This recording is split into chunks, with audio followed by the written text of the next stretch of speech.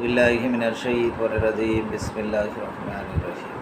আজকে শুক্রবার আর কি, ঈদের জুম্মার নামাজ। আজকে আমার বাসার এখানে একটা খানকা আছে, ওখানে আমি খানকা শরীফ আছে। খানকা শরীফ হচ্ছে, এটা হচ্ছে ওই কাদেরিয়া আর কি, মানে আব্দুল কাদের জিনারি অনুসারী আর কি। ওখানে মাঝে মাঝে নামাজ পড়তে যাই, অন্যান্য মসজিদে নামাজ পড়ি। আজকে একটু দূরে গেলাম, শাহ আলী মসজিদে নামাজ পড়তে গেলাম।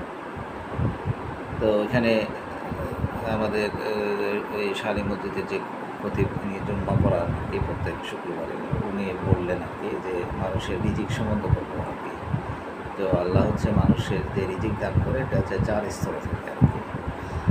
প্রথম স্তরটা হচ্ছে মানুষের শারীরিক ও মানসিক সুস্থতা আর কি। দ্বিতীয় স্তরের রিজিক হচ্ছে নেককার সন্তান ও স্ত্রী আর কি, নেককার স্ত্রী ও সন্তান লাভ।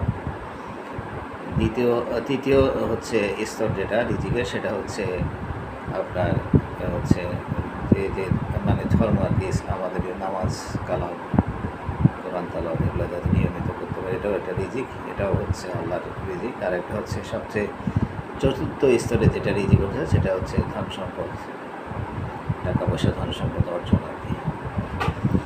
তো আমাদের যাদের এই 4 স্তরের রিজিকের মধ্যে যেটা কম আছে, সেটার জন্য হচ্ছে আল্লাহর কাছে দোয়া করেন যাতে আল্লাহ রিজিক দান করে।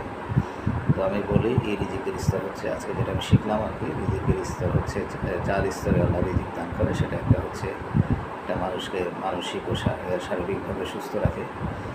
আরেকটা হচ্ছে নেককার স্ত্রী সন্তান দান করে।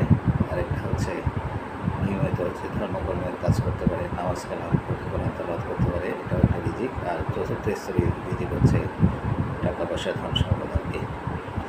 তো আপনাদের যাদের যেটা নাই আর কি, যাদের পরিপূর্ণ রিজিক নাই আর কি, তারা আল্লাহর কাছে বারবার আল্লাহর কাছে দোয়া করেন, আল্লাহর কাছে মানুষের কাছে দোয়া চান, আল্লাহ যাতে আপনাদেরকে পরিপূর্ণ রিজিক দান করে আর কি। সাদাকাল্লাহুল আলিয়্যুল আযীম।